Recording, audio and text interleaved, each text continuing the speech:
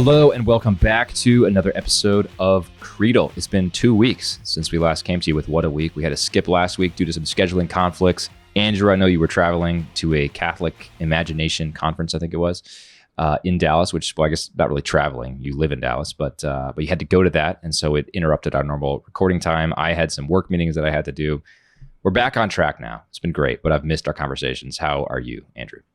Me too, Zach. Yeah, glad to be back together. The Catholic Literary Imagination Conference was here in Dallas this past weekend. It was this big production at the University of Dallas, which is just a wonderful institution. And I really enjoyed being there. I met a lot of interesting people who are creating and commenting and doing all kinds of interesting stuff. Dana Gioia was there, the great poet, Catholic poet was there, and Jessica Hooten Wilson, who's been on your show, was there. Yeah. And Abigail Favale was there, who was just on your show. I really, really enjoyed listening to her. And it was just a great time, great fellowship, and very encouraging.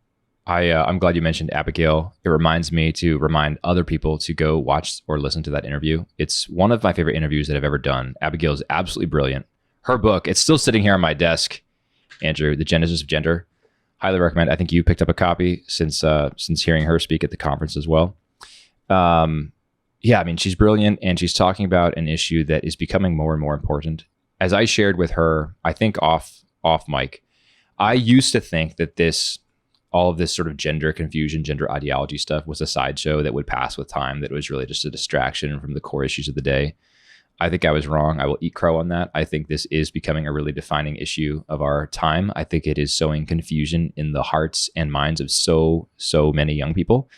And I think to not speak up on this, to not speak truth to people who are struggling with issues of identity really is a disservice to them. It is certainly not an act of love. And so I'm really glad that Abigail took the time to come on. I'm glad she took the time to write that book, and I highly, highly recommend it. And I just in general encourage people, always, of course, with love, always making sure that love for the human person is fully and clearly communicated, but always be unashamed to speak the truth, and to stand up for what is true. We need to do that because there's so much confusion today. And so I'm really grateful to Abigail for doing that in a way that's very, very charitable overall. Yeah, she has quite a way of expressing herself as well. She speaks with a great deal of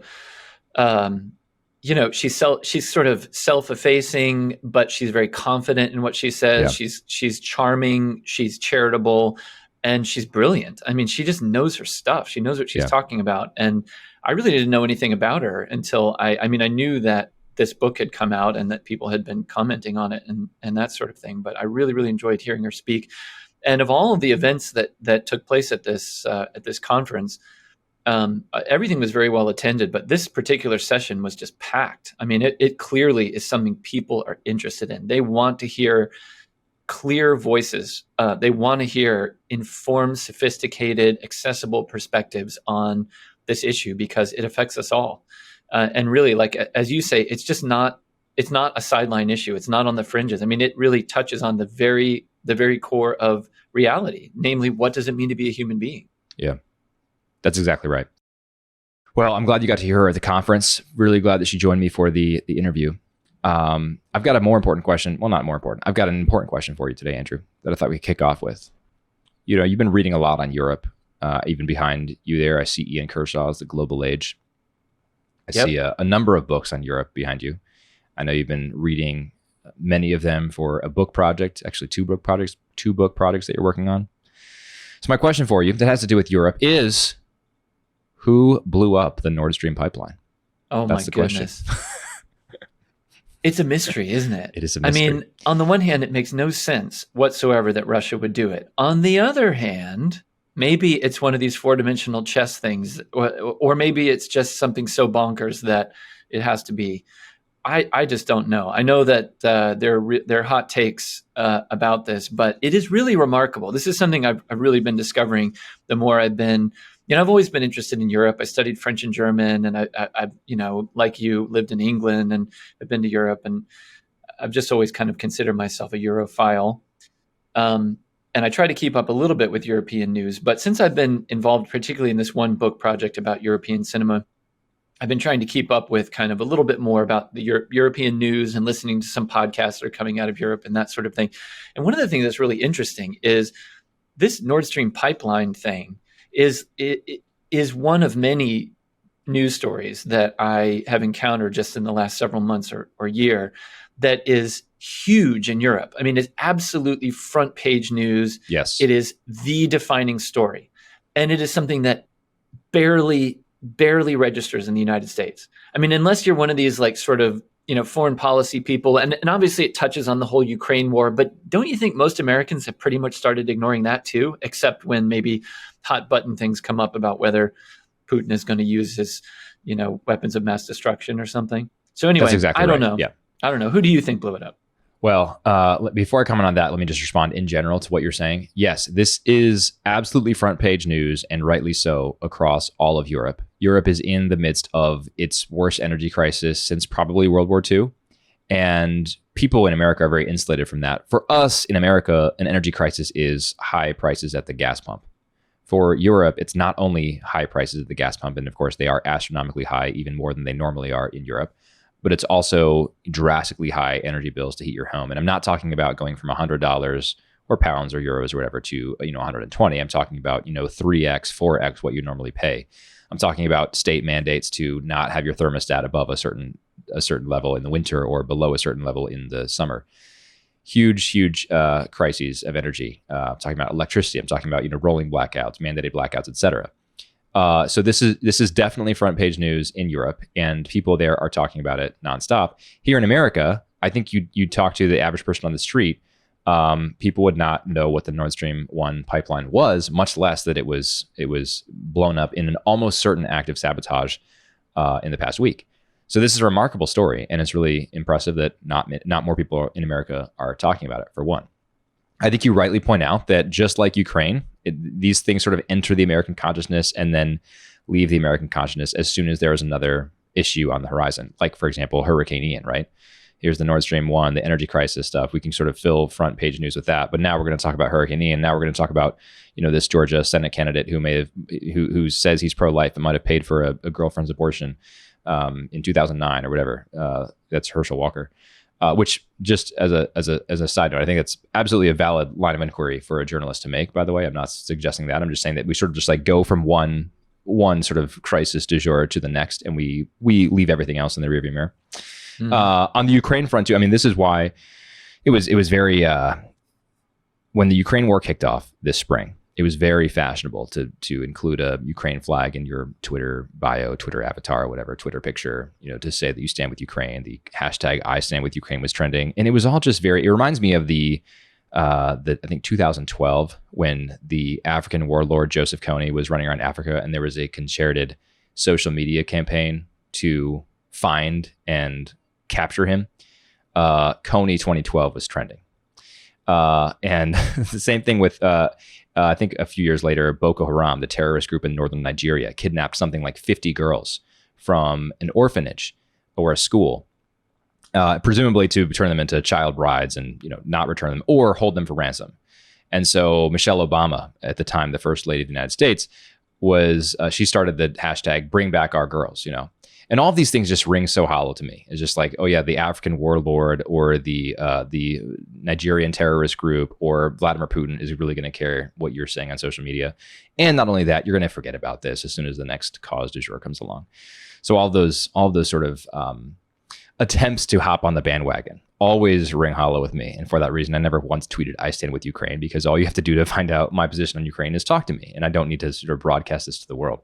At the same time, though, that people are sort of so eager to broadcast their opinions to the world, they're just ignorant. And so there are so many people wildly speculating or talking about what we need to do to avoid nuclear war, to avoid nuclear winter, how we need to do this or do that to push back against a nuclear armed Putin in Ukraine.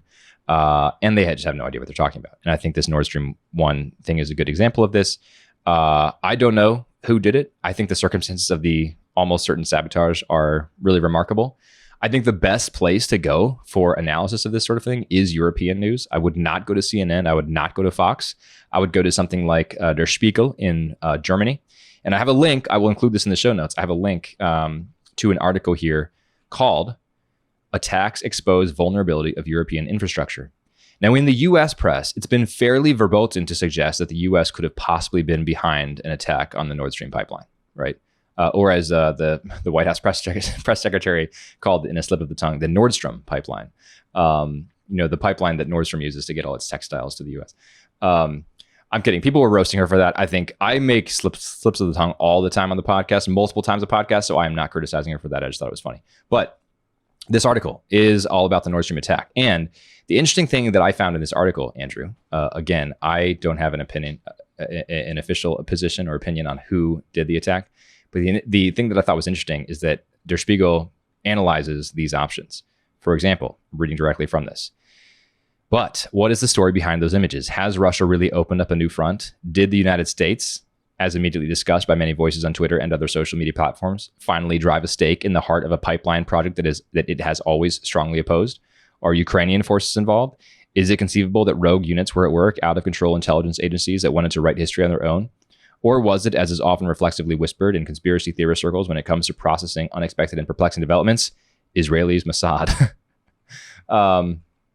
I think and they really should have said Israel's Mossad. I think it's a typo, actually. But then they say, at the moment, there is not yet any evidence, neither concrete nor substantial, to back any specific version of events. They do say, though, that certainly the Russia one looks more viable than the Mossad one, which I certainly agree with. But they, I think, adequately explore these ideas and admit that, it's actually not really clear. And there are, I would add, plausible motives for either side to have done that, or even the Ukrainians. I think it was probably the Russians. It is a little bit harder to sort of piece together the motives for that. And I think the motive chain that's put together in this Der Spiegel article is a little bit hard to follow and perhaps a bit tenuous. But it's hard for me to imagine that the United States, under complete secrecy, would also blow up the Nord Stream pipeline. So I find all scenarios far-fetched. I find the Russia scenario probably the least far-fetched. Although I still have more research to do. But I do think we should be talking about this more, and we should get to the bottom of this, because this is immensely important for a huge subset of the world's population, all of our Western European friends. It is weird, isn't it, that it does seem in the American press that before stories are even really reported, there is a kind of way of excluding a whole line of questioning. We saw this so many times, not to get all controversial, but we saw this so often during the COVID pandemic, right? I mean, Andrew, we've got to get controversial. Come on, let's do it. Right. But just over and over again. Even asking questions or suggesting something. But yes. There's so many people, right, who got banned from social media platforms for suggesting things that are now just basically matter of fact. Yeah. Or at the very least are things that are worth talking about or wondering about or exploring. I think one of my favorite examples of that, by the way, is the whole question about the monetary and financial incentives of vaccine manufacturers to have mass vaccination campaigns. Yeah. To mention that or to ask questions about that was to become a conspiracy theorist anti-vaxxer, which was a completely absurd label if you just think about it, because it is now clear beyond a shadow of a doubt that people at the top of those companies, like Pfizer and Moderna, stood to gain an enormous amount of personal wealth from having a product that was very quick to market, especially first to market, and had the quick, rapid authorization from every single world government so that they could drive massive vaccination campaigns in the States. Now, independent of whether or not the vaccine is safe and effective, et cetera, that is a totally valid question to ask. Who stands to gain from the administrative technocracy that's approving this and driving these massive vaccination campaigns? But to even say that was oh my goodness, how can you do that? You're an anti-vaxxer. You're a conspiracy theorist. You need to be banned. Right. And in the States, it's so tied to like the binary of right wing and left wing and Democrats and Republicans and stuff as well. It's like to even suggest like one thing may not be related to something else is to sort of say, well, you buy into some whole political party's agenda or something like that, which is really strange. And I think this is the case with the pipeline, right? There's, some right wing journalists have grabbed sound bites of Joe Biden and other members of his administration talking about how the pipeline would come to an end if Putin invaded Ukraine, and they sort of adduce that as the evidence that surely we then must have blown up this pipeline. Well, maybe we did. I don't know, but it certainly a lot more complicated than that. I mean, at any rate, there are all kinds of different avenues to explore. And I totally agree with you that the European media, they have their flaws too, but I think that on the whole, they tend to do that more. They tend, like in the more reputable sources, tend to just sort of lay out different possibilities. One final thing to mention to you before we go into our misinformation section. I was talking to a friend today about film, and this is a topic that you and I have discussed, for hours and hours collectively. But the discussion was basically how people don't make good films anymore. It's very hard to find good films that constitute good art. What we have are sort of like the sort of milquetoast ridiculous productions of what is a leftist dominated Hollywood. And now we have this interesting sort of counter production of things that are being made on the political right, but it's the same sort of like milquetoast, vanilla stuff that's just now sort of wrapped up in like politically conservative clothing. And so his wording that I loved was, we need to escape this sort of left-right thing, and we need to pursue an up-down, right? So all the bad stuff is the down stuff that sort of pulls our gaze earthward. All the good stuff is the up stuff that pulls our gaze heavenward, to something transcendent, beauty beyond ourselves. And so he said, let's escape the left-right, let's go to the up-down. And I think that's a really good sort of heuristic for thinking about how to create content and how to think about the world, how to make beautiful things. I agree. Cool. You ready for some misinformation? I am. I'm afraid that this is going to be too easy for you. I think I just went a little bit too easy today, Andrew. It's been a busy week. Didn't have as much time as I wanted to dive into some, real and fake articles. So I did my best, but we'll see. That's okay. I could use a W. I could use a W today. All so right. let's do it. Have a feeling you're going to crush it. All right, let's go with this. The first article, if true, comes from the Wall Street Journal. And it is this. Let me just read an excerpt. Mike Wallace has spent months scouring thousands of photos of a forest in Gresham, Oregon, looking for clues to a mystery that has bedeviled the Portland suburb for more than a year. Who is the serial killer? The natural resources ecologist is hunting a criminal whom locals have nicknamed the Gresham Lumberjack. Mr. Wallace estimates that someone has cut down more than 700 trees near a popular walking trail for no apparent reason, creating dangers for hikers and setting back years of restoration efforts. So this serial killer is not a serial killer of humans, mercifully, but a serial killer of trees. On the loose in Oregon, no one knows who he is. It is a mystery. Okay. That is story one. All right. Okay.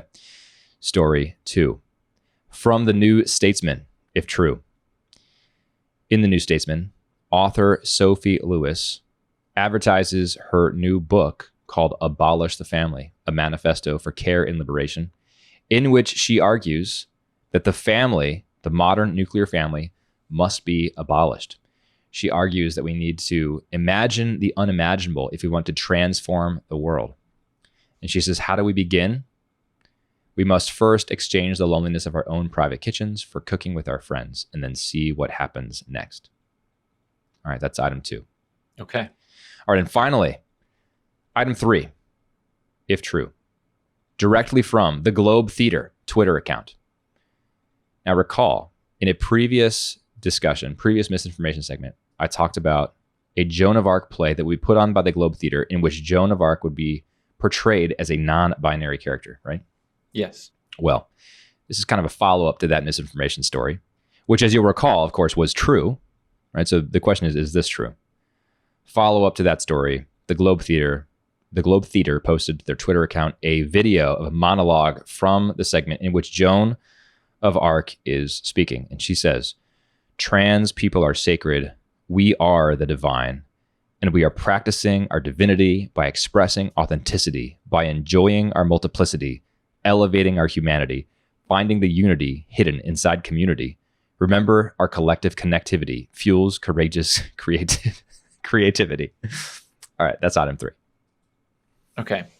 So let me just clarify item three then. So this is something that Joan says in the play, in the context of this play about her, or? Unclear from the clip that I saw. Unclear from the context. Yeah. Okay. Yeah, all right. From the context, yeah. All right.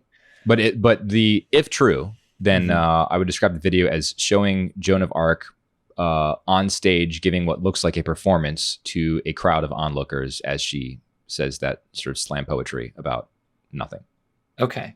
Yeah. All right. I'm going to say, let's start with that one then. I'm going to say that one's true. It may not be, but I'm going to say it's true because it allows me to say something that I've been thinking about more and more, which is I think we're pretty close now in screenplays, in the, a lot of the popular entertainment that we have. I think we're pretty close to changing the convention where we break the fourth wall all the time and the characters just flat out say this part of the show is designed to demonstrate female empowerment or whatever it may be, right?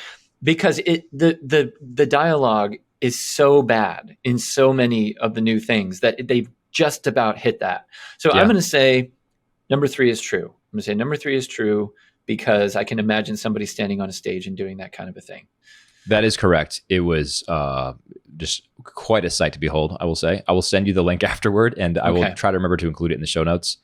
Very remarkable. And just bad poetry. I mean, I don't know what your opinion is on slam poetry, Andrew. I think it's an abomination and has no place outside of I don't know, bar halls.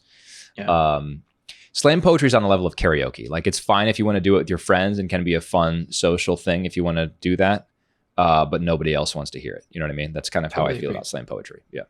Yeah. All right. Okay. So that leaves me with 1 and 2. Okay. I will say 2 sounds plausible. It seems like if you made that one up, it's only because it's very much like the kind of book that could be out there. So I'll say that book is real. I think that the detail about just like, I gather what's implied at the end of what you read was that instead of like standing around being lonely, like wanting a family, like, just cook with your friend instead. And then you don't even have to have a family. It's totally fine. So which seems like the kind of thing that somebody would say nowadays. Yeah. Yeah. So I'm going to say that's true. And then I'm going to say number 1 is false. I think that was a valiant effort, but I don't think they are calling somebody who chops down trees a serial killer quite yet. Maybe. Okay, so I'm gonna give you a passing score on this, Andrew, because this is where my sort of laziness comes into play here. Okay. My lack of time to prepare. So the Wall Street Journal story is in fact true. However, I made it a little more sensational when I was reading it, and the first paragraph, the lead ends with the question: who is the serial tree killer? Not serial killer. So I read it slightly more dramatically. I apologize for misleading you. It is, however, a very real story from the Wall Street Journal. Everything else I read was word for word, but the first paragraph ends with serial tree killer. Oh, maybe I misheard you. No, I definitely said the serial killer. Serial killer. I definitely. Okay. I was trying to be a little sensational. So trying to throw me off. So, but that is a true story. But points for identifying my sensationalism. Okay. The second one is the way I described it is false, but it is sort of true in essence. It is a real book. There is a new book by Sophie Lewis called "Abolish the Family: A Manifesto for Care and Liberation." It is only 128 pages because, of course, like, how robust can an argument like that be? Right. But she did not write in the New Statesman advocating for this. What the New Statesman published, there I go, tripping over my words like the press secretary. This is why I don't point fingers. What the New Statesman published was a review of this by a writer named Erin McGlack. And Erin seems to be writing a relatively sympathetic review of this piece. And she does summarize, not necessarily advocate, but summarizes at the end by saying that both feminist and abolitionist politics, abolitionist here, it used to mean, Andrew, that you were against slavery and wanted every human being to have free and equal rights. Now it actually means you want to abolish the family, I guess, in this context. Oh. So she says both feminist and abolitionist politics ask us to imagine the unimaginable, to transform the world, as the philosopher Amiya Srinivasan has written, quote, beyond recognition, end quote. A daunting task, writes Erin McGlack. Easier perhaps to begin on a domestic scale, easier to begin by exchanging the loneliness of our own private kitchens for cooking with our friends and then see what happens next. So largely true.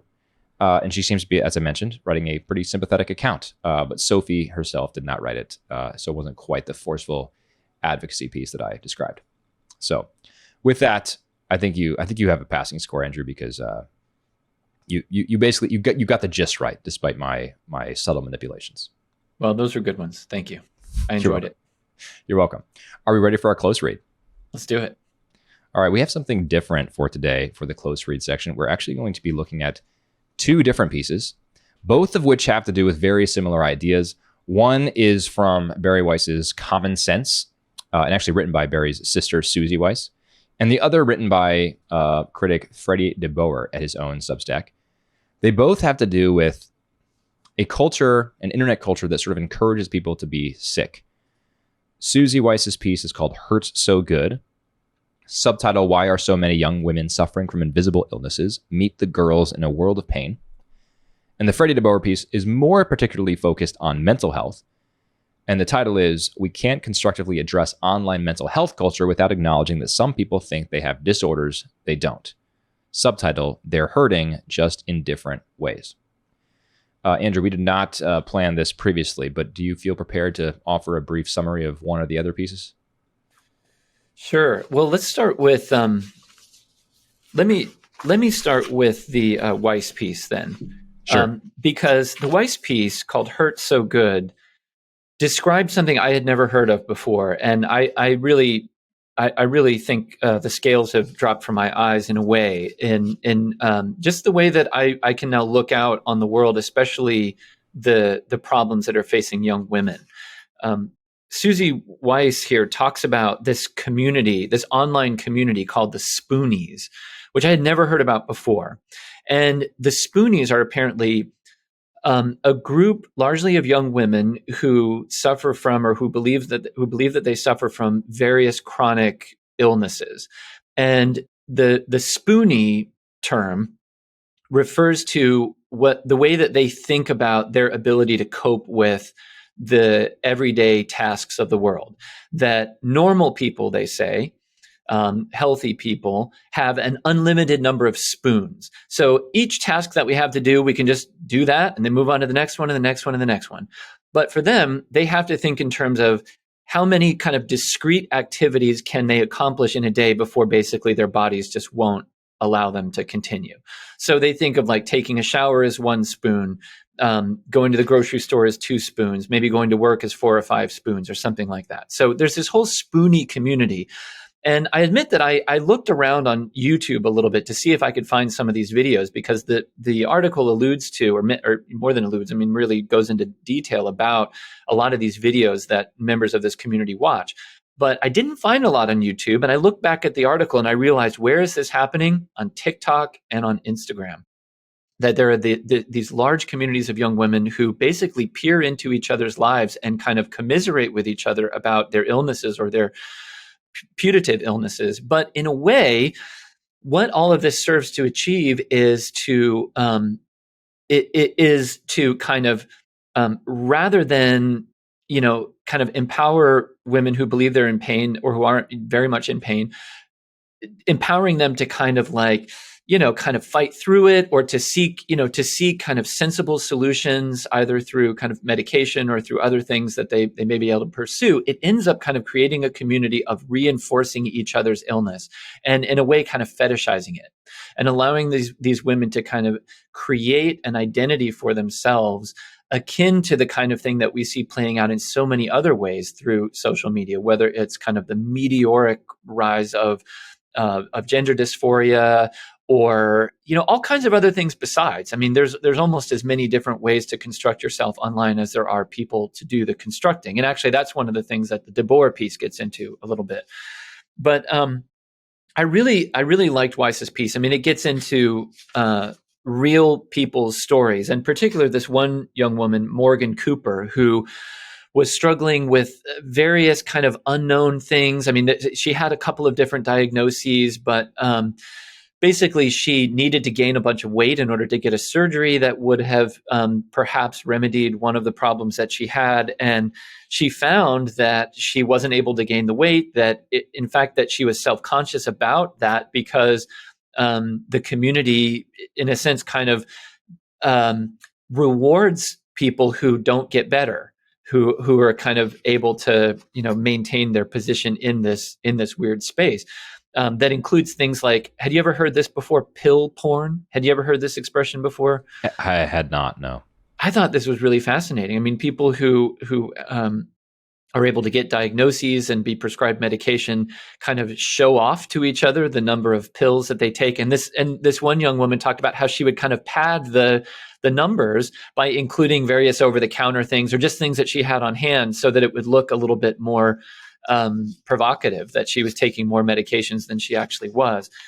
So it sort of goes on from there, and it follows this young woman's story in particular all the way to the end, where her family ended up having to take her phone out of her possession so that she couldn't participate any longer in this community.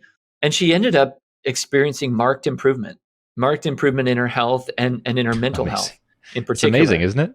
Yeah, it really is. And it came to the point where when she was in a much better place, she got her phone back and just deleted her Instagram account, just like that. Just almost kind of breaking the spell that it had over her. One further thing that I'll say about this is, this whole phenomenon plays very much into the idea, Weiss mentions the Me Too movement and a couple of other things, which are important things.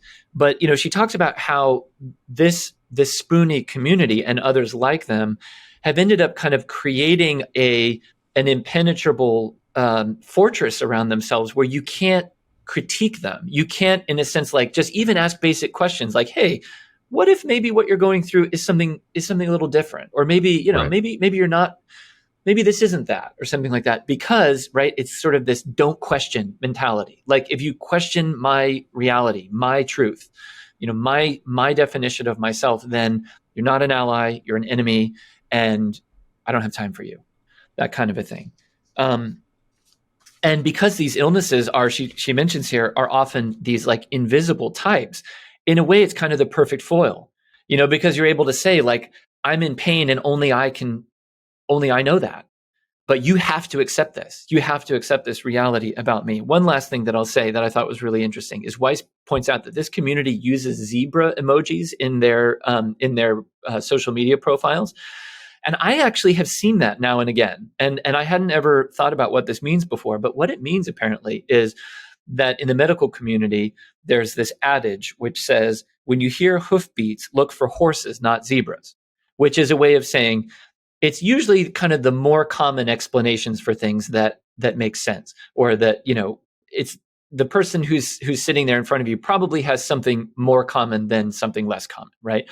But this whole community identify as that zebra, as the person who's not like everybody else. And strangely, it's because of that they then find this community with all of these other zebras, in a sense. So it's very depressing stuff. It's weird stuff. Like I said, a light bulb kind of went off for me with this piece, thinking about a lot of these issues that we're talking about, even this stuff going back to the Abigail Favali's work, that we have this whole generation of young men who watch pornography and sit in their parents' basements and play video games, and they have this sort of bizarre kind of self-construction. But we have maybe among women this kind of self-construction, which is rooted in something totally different, in this sort of almost like indulgence in their vulnerability. So that's my take on the Weiss piece. I don't know what your further thoughts are. Yeah, no, I think that's all absolutely accurate. And I thought that was a good summary. And some of the same parts that jumped out at you jumped out at me as well. I have a couple comments, and then I can give a little summary of the Freddie DeBoer piece, because there are a lot of points of intersection here. First, without sort of calling out any particular person, and I don't mean by name, I just mean that I'm not like making any judgments about a particular person, period, because there are genuine illnesses, there are genuine ailments, et cetera. It's not that everything is psychosomatic. Yeah. This piece did help me understand some of the people who I think maybe have sort of brushed up against this culture, or sort of run in this culture a little bit, and how there is a very powerful pull, both born of a need to be sort of individualized and expressive and sort of be unique, but also to belong to something. And I think this also helps us make sense of going back to the Favali conversation, the trans issue. There are a lot of aspects of gender dysphoria today. It's really undeniable. The numbers of teen gender dysphoria that we see today compared to even 2 years, compared to last year, let alone like 5 years ago, it's undeniable that there is a social contagion aspect to what's going on here. And I think personally that a lot of it can be explained by one, young people's desires to be loved, to feel like if they are the same as everyone else, they will not stand out from a crowd. They will not be unique enough to sort of merit love from another human being. So a desire to be loved, but also a desire to belong, to have some sort of tribe, to have some sort of group of people that you can say, I may be different from a lot of people, but these are my people and I'm like them. And so a lot of the, just a lot of even the messaging that I see on social media from the LGBTQ community, but especially the trans community, is people sort of hitting on those buttons that this is my tribe, this is my community, this is how I identify, and this makes me different. I'm non-binary, particularly because I don't want to identify with these sort of pre-established categories. And so in an analogous way, I think this same sort of mode of thought might apply to this sort of spoony community as well, because we have people who are experiencing something, and it's a subjective set of experiences that no doctor can fully account for. And yet there's this community online that has very parallel experiences, if not identical experiences. And so there's this combination of like, I'm unique, I'm a zebra, my doctor can't even account for my medical conditions, but these people here, these people get me. This is my tribe. And I think, like you said, there's this sort of like indulgence in your own vulnerability. Now, it is an interesting question as to why this is particularly demonstrated in young women. And it may be because of it may be because of the vulnerability aspect that you mentioned. It may be because women are just better at relationships and sort of gravitate towards these sort of like online communities. It may be because the real cases of these illnesses are more prevalent in women, like multiple sclerosis, for example. And so you have sort of like a higher baseline level of the population that actually has these real illnesses. And then you have more sort of their friends and their social circle that get pulled into this. And I think that raises a lot of interesting questions about sort of how the medical community should diagnose this. Obviously, it goes without saying that you and I are not psychologists or MDs, Andrew. So it's not that we can come up with solutions to this problem now. But I do think it's really, really sad to see this type of phenomenon affecting the lives of so many young people. And as a father, it makes me think my kid's just never going to get a phone. Like we're never going to do smartphones ever. Because if it's going to lead, if there's even a fraction of a chance that it will lead to this type of outcome, I don't want that for my kid. So we're just not going to do it. The Freddie DeBoer piece parallels this interestingly, and I think he's really, really good and really, really careful to say, I am not denying the existence of any mental disorder whatsoever. And I, like I tried to say earlier, am not pointing at any specific person and saying your disorder is not a real disorder, but I'm saying that not every claimed disorder can be an actual disorder.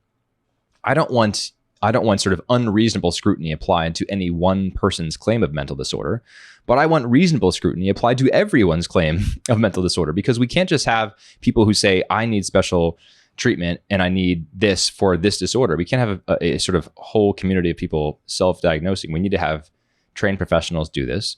And we need to carefully proceed because there are certainly cases of, as he says, hypochondria, Munchausen syndrome, these things where there is a psychosomatic component at the very least, if not a totally imagined component to a disorder.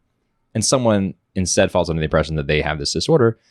And then that leads to a whole host of things down the line. I can't do this because I have this disorder. And they don't actually have that disorder in the first place at all. So I thought his piece was really good in just sort of asking the questions about that. And he was talking about how as a society, we, hold on one second. Sorry, I had to cough. As a society, we have a bunch of people who want to receive special treatment. But he said at a certain point, we have the number of conditions that sort of demand special treatment starts to quickly approach 100%. And we cannot have a functioning society in which 100% of the people need this sort of special treatment. It just doesn't work. Because at that point, it's not special treatment at the very least. It comes around, if everyone's getting special treatment, then there is no such thing as special treatment anymore. So he raises some interesting questions about this as well. And those are some of my initial thoughts, Andrew. Yeah, a couple of thoughts back. One, I really liked how Freddie commented on what he called the elegance of the definition of disability from the Americans with Disability Act, which is that that accommodations should be reasonable but not everything that is conceivable. And he makes the point that, like, obviously a blind person needs, you know, this is such a good point. Yeah, like certain accommodations out in the world, right, to be sure that that person can walk on streets, and, you know, or that, you know, whatever. But obviously it is not reasonable for a blind person to be allowed to fly an airplane, right? And, you know, I think like he's just kind of encouraging us to think like, okay, well, if we are going to treat people as disabled, well, it has to be, as you said before, it has to be reasonable. And what we're approaching quickly is a pretty unreasonable situation. Moreover, what we are approaching, especially with regard to young people, this touches on what we were just talking about before, both with the spoonies and with the gender dysphoria, is people who really are too young to be freezing their identity in amber right now, who want to be seen. But he points out here, he says, young people understand the allure of being seen. They don't yet understand the horror of being frozen in other people's gazes. This to me is such an important point. It's like, you know, if young people are essentially going to try to kind of perform their mental disorder online, then they have to be prepared to live with the repercussions, which are namely that that's the way the world will perceive them, you know. And young people do all kinds of stupid things. I mean, we young people try out all kinds of different stuff. Yeah, like we all did, related to our identity. I mean, I am so thankful to God that I was not able to broadcast any of that really on the internet, because it didn't really exist. The social media didn't exist back then. But so we have these young people now who are setting themselves up for really a great deal of difficulty by kind of pigeonholing themselves into these disordered identities that maybe like 5 years from now they're going to be like, gosh, I don't really want to be that. But they're already kind of sunk into it in a way. The other thing that I thought was really poignant about DeBoer's piece was just, and this picks on a couple of things you've already said, but you know, something that he noted was that people in general are willing to acknowledge the existence of things like Munchausen syndrome, hypochondria, psychosomatic illness. They're willing to acknowledge all these kinds of things in the abstract. But we have developed this kind of, you know, speak your truth is your truth culture to such a high degree now that no one is really willing to grapple with that in the concrete. No one is really willing to sort of take somebody aside, take a young person aside. I mean, even parents with their children, and sort of say, look, maybe so. Maybe this is what's going on, but hey, maybe not. Why don't we kind of like go down a different road for a while and see if maybe it isn't? Because it'll be a lot better in the long run if it isn't. But we're just kind of afraid to do that now. So yeah, those are some of my thoughts about Freddie's article, which I thought was really prescient and obviously touches on a lot of, it's a touchy subject because you don't want to just call out people and just say, look, you're faking it. But surely some people actually are. And it's not good as a society that's happening. And what does that say as a society, that people sort of feel a sense of belonging and empowerment by doing that kind of a thing? It's troubling. Yeah, I think troubling is probably the mildest word I would come up with for this. Terrifying might be a bit more apt because if you think about this as sort of, you know, the examples that Susie brings up, you know, something like I think three or five women that she sort of explores their stories in any degree of depth. That's a very small sample size, right? But extending to the community, there are hundreds, probably thousands, maybe tens of thousands of people who are exactly in this situation. And maybe it's not so dramatic as I think Morgan in the story. I think she ends up having a feeding tube, you know, because of a sort of largely psychosomatic induced issue. Maybe for many people it's not that bad, but what if we have, you know, 10 times the number of people who don't think it's that bad, thinking that they still have something that's very limiting, and they end up, you know, foregoing a childhood because they are convinced that they have that issue. They end up foregoing, you know, college applications. They end up foregoing dating and finding a spouse because of that. And they end up sort of just cutting off the rest of their life because they're convinced that they can't do it, because they're convinced that they don't have enough spoons for that, you know? I think that's terrifying. And I think the worst side of this is not just that a bunch of kids are sort of encouraging each other online and getting into trouble. The very worst side of this is that the medical community is absolutely failing them. Yeah. And I've been thinking about the various failures of our medical system for quite a while now. 3 weeks ago or so, Andrew, my wife and I go to the University of Chicago Hospital in Hyde Park, the big mothership of the hospital. This is situated, by the way, in Hyde Park, which is a fairly affluent area, but surrounded by very low income areas. So this is a hospital that caters to, and indeed prides itself on catering to, low income population, largely Black Chicagoans. Okay, we go there. We have an ultrasound that takes about 10 minutes to see our new baby, which we're super excited about. Obviously, we have a maybe 15-minute ultrasound or 15-minute meeting with a midwife, right? Not even a doctor, a midwife. I don't mean that. I don't mean that in a pejorative sense. I mean that midwives' billing rates are lower than doctors' rates, right?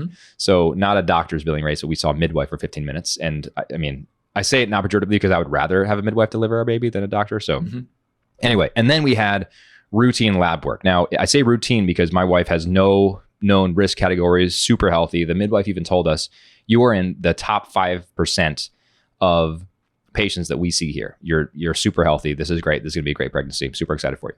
So those were the 3 things that we did in the hospital that caters to low income people. Okay. Now I should mention, we're not low income people. We're not sort of the main demographic that the University of Chicago serves. We have health insurance. Okay. There was a snafu with our health insurance though, and the billing department did not get our health insurance. So they thought we were uninsured. How much of a bill do you think they sent us? How big was the bill? Based on the so routine blood work, 10-minute ultrasound, 15-minute meeting with midwife. How much do you think they charged us? Oh gosh, $5,000. That's almost exactly right. It was actually $8,300. Wow. And they gave us a $3,000 self-pay discount because we were paying by ourselves. They gave us a $3,000 discount, so over $5,000. Now, wow. I'm not asking for financial support because we got the insurance thing figured out. It was just like they didn't have our details. So we're not paying that. But I was just absolutely disgusted. I mean, shame on you, the University of Chicago, for trying to get away with that, because I cannot imagine the plight of a low-income person who goes there, does not have health insurance, and then they see that kind of a sticker shock for a blood test, a 15-minute meeting with a nurse midwife, and an ultrasound. I mean, absolutely insane. So to me, I mean, that's just one of the many, many problems in the modern medical industry in America. But the medical industry is failing these people as well. You're a young woman who has some of the symptoms that align with one of these sort of invisible illnesses, and all your friends online have told you have this. You go to the doctor, and the doctor says, rather than assuring you and saying, look, you don't need to worry about this. Try to live your life. If this ends up being a problem, you can always come back and talk to me, but I think you're fine. Yada, yada, yada. It's always better to just try to press forward and seize life by the horns and do what you can, rather than, I think that would be a better thing than, let me just run you through every single battery of tests that we possibly have, and we'll see if we can get to the bottom of this, right? Yeah. This is like patient-led medicine, which is not a good model in this way, at least. I think there are problems with the paternal model of medicine as well, but having the patient just dictate everything that the doctor does, even when it's against the patient's best interest, is not the right model. Yeah. Or, a more dramatic example, a young child comes to the doctor, 11 years old, about to hit puberty, and is like, hey, doctor, I think I'm a man, actually. And the doctor's like, well, if you think that, let me just delay your puberty. Let me just put you on, testosterone or whatever. Horrible, horrible stuff. We are failing people all across America, and we are especially failing our young people. And it is just, it's horrible. Yeah. I mean, there's a million issues there with the medical side. I mean, one, the doctors are terrified of liability, so of course, like if you're willing to keep going and go get more tests and, pay more money and bill your insurance, whatever, they're like, great, go do it. I mean, that's off my conscience then. Like, go, if you're not satisfied, if we want to let's just keep exploring for as long as you want to, so there's that, for sure. And then obviously you've already alluded to this, but I mean, there's just like huge financial incentive this is just a behemoth thing at this point that, I mean, it just has to keep churning. I mean, it just, the money just has to keep rolling in to justify, there's a great old sketch on Monty Python's Flying Circus Actually, it's not from Monty Python's Flying Circus, but it's a Monty Python sketch from one of their movies where, they talk about the machine that goes ping. And, like that's really what it does. Right. But like everybody's got to go to the machine that goes ping because you have to justify the cost of getting the machine that goes ping. And I mean, that's what we got. That's what we've got like many, many, many times over in the medical world and in hospitals nowadays, for sure. The third aspect that I just would draw out is, and that both of the articles that we read today really highlight this, but, well, let me back up one step and say, well, okay, so if you go to doctors, in the current system that we have, well, I mean, they know how to do what they're trained to do, which is to kind of, check you out and probably prescribe you something. I mean, that's what they do. But one of the reasons that people are going to the doctors in the first place is that the internet has sort of become this sort of, I forget which article it was, but I mean, you will find what you're looking for on the internet. Like if you're looking for someone on the internet that says, oh, you better go to the doctor, you're going to find it. And you're definitely going to find it in these communities that kind of reinforce each other's chronic illnesses, right? So you get all these people who maybe in earlier eras might have been treated in different ways, or just kind of maybe their own community or their family would have said, hey, look, you know what? I know, I kind of know the pain you're talking about. Let's just kind of wait on it. Let's see. Let's like think about this together, whatever. Nowadays it's like, well, somebody on the internet said I really ought to go, so let's go. So it's just so many things that are converging here to create this crisis. I wonder if there's a final aspect to this that we can sort of tie to a Christian anthropology, and that is that our young people are often convinced that the normal state of things is perfection. Yeah. Going back to the TikTok, Instagram stuff, they see celebrities and even their friends having seemingly perfect lives on Instagram because it's always the best foot forward. You never see the inner struggle of celebrities in there. You never see the doctor's visits they have, the chronic medical problems, et cetera. You just see them looking like perfect human beings all the time. And so we, I think, can often delude ourselves into thinking that the normal state of existence is actually perfection. The normal state of human existence, Andrew, as you well know, is brokenness, right? Not just in a moral sense, although certainly and perhaps most problematically not even perhaps, definitely most problematically our brokenness in the sin that we commit, our moral brokenness, but also the effects of the fall extend to the entire natural world, and our bodies are destined for mortality. Yeah. We're all born with a death sentence. We're all born with problems. None of us have perfect genes because we're all going to die someday, right? And so the normal state is that brokenness, and so the Christian anthropology, I think, is perhaps better equipped to be able to accept some of the limitations that we have, not seek to just remedy them outright, not seek to get rid of them, but seek to be sanctified by them, to accept this and say, yes, Lord, make me holy, rather than to go to the doctor and say, hey, doc, make me perfect, And I think that's a big problem as well. We sort of are stuck in this, we're stuck in this modern idea that to be healthy is to be perfect. Yeah. In the human context, to be healthy is still to be broken because we're all dying someday. We just need to sort of be able to wrestle with our brokenness appropriately. For sure. But, kind of perversely, I think it's people who think along the lines that you're articulating are people whose default mode is to say, is to think of wellness rather than sickness. Like, one of the common traits that came out in the especially in the Weiss article is that these are people who think of themselves as sick. Right. And one more thing that I just wanted to mention that just popped into my mind is I think this also relates back to something we discussed in an earlier conversation about the final cause. That that this is all related to not really even knowing why you're on Earth. Why were you born? What is your body for? What is what are you on Earth for? When you kind of have a final cause in mind, of course, you want to be sure that you get yourself healthy, checked out, take care of things, whatever it may be, right? But you're always thinking beyond that. You're always, and this is what you've already said, but I just thought I would sort of put a bow on it. No, it's good. Yeah, final cause idea that I think is so lacking. That creates people to just want to create a reality for themselves, even if it's in some strange way, like a reality born out of a perceived or real chronic illness. Could not agree with you more. I think that was very well said. I like to sometimes just sort of end these conversations with a practical note. And I think the practical note here is get off your phones.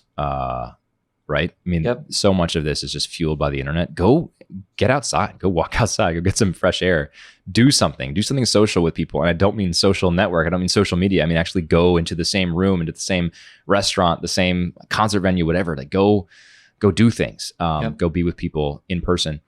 I kind of cheekily said the other day, although it's really not a joke, that China is putting on a masterclass in how to sort of destroy the social fabric of its closest geopolitical competitor, because it has in all likelihood accidentally released, or intentionally, but I think accidentally released a virus from a virus research lab.